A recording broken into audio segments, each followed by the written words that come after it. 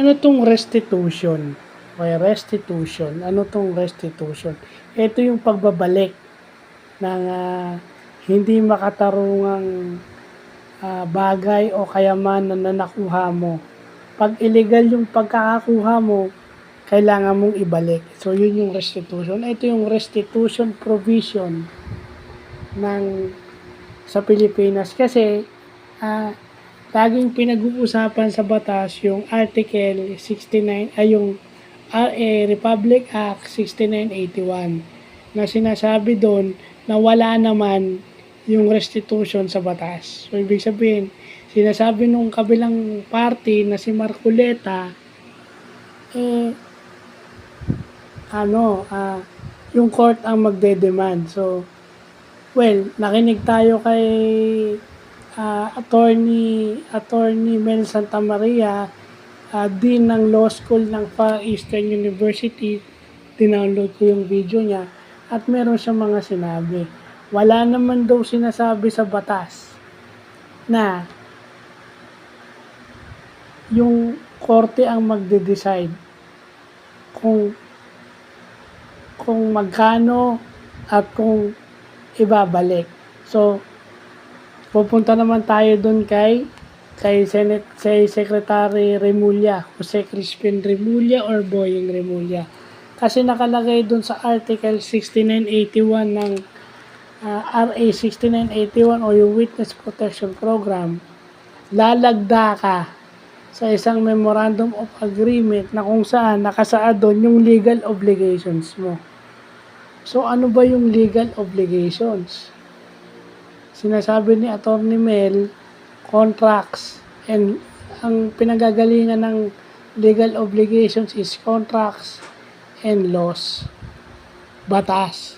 Kontrata at batas yung dalawa sa nabanggit niya.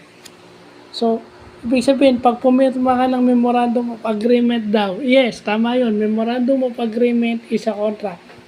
Lalagda ka ng isang contract na kailangan isoli mo yung nakuha mo sa hindi magandang paraan. In this case, kung gusto mo maging witness, state witness, na i-evaluate ng Department of Justice, kailangan mong ibalik yung nakuha mo. Which is yung ginawa ni Bryce Hernandez. Okay. So, under the Revised Penal Code, Article 105, kailangan mong isole kung ano yung nakuha mo. Returning yung bagay, bumalik kayo dun sa dati. O yun yung tinatawag nilang rescission na parang walang nangyari. Back to their original state bago pa mangyari bago pa pinirmahan yung kontrata or bago pa mangyari yung nangyari. Yung dispute. No? And under Article 22 and Articles 1191 of the Civil Code of the Philippines, Article 22 is yung unjust vexation.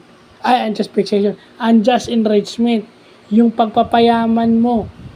Yung hindi makatarungang pagpapayaman.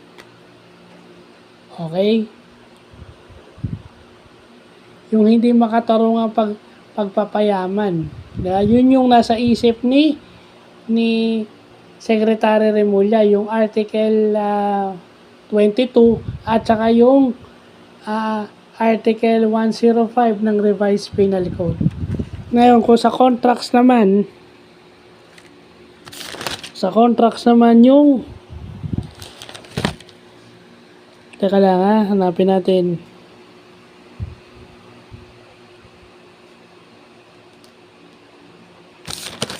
Dali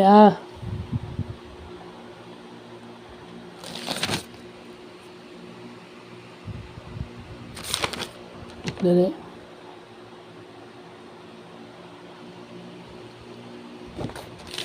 Hanapin ko lang Okay, under 1191. Article 1191 na sinasabi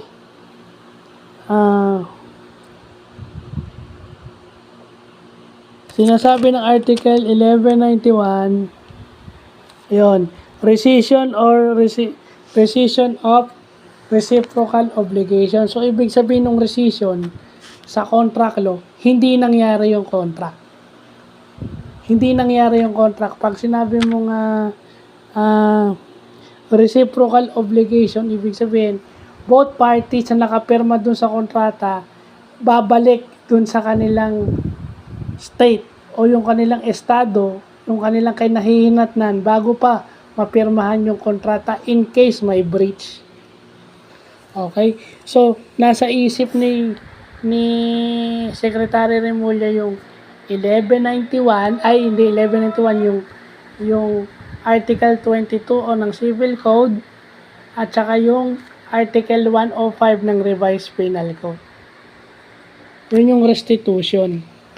So, hindi ko kasi maintindihan kaya nga nag-research ako kasi parang hindi ko maintindihan yung kay Marcoleta. Well, I found a definite answer. Yun yung sinabi ni yun yung sinabi ni Attorney Mel Santamaria, yung legal advisor ng TV5 at yung dean ng law school ng Far Eastern University. Sinabi nga, pag gumawa ka ng isang batas, dapat in connection with the other existing laws.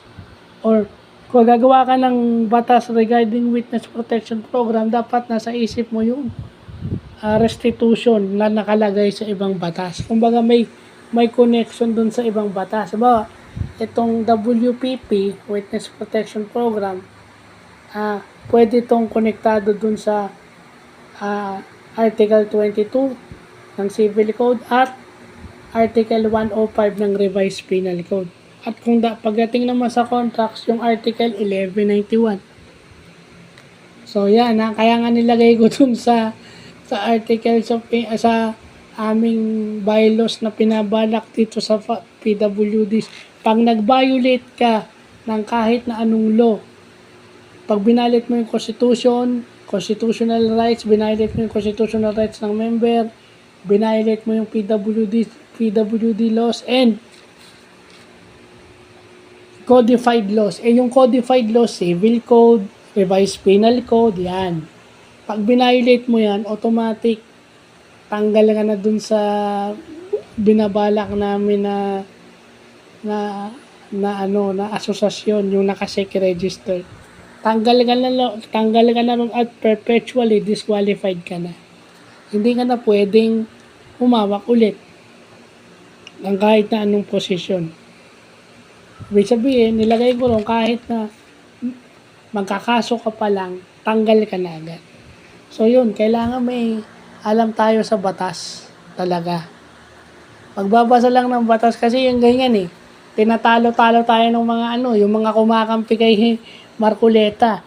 Basahin nyo muna yung Article 5 ng 6981 at saka yung Article 22 ng Civil Code at saka yung Article 105 ng Revised Penal Code.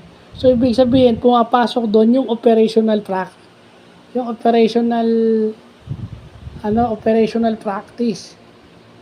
No?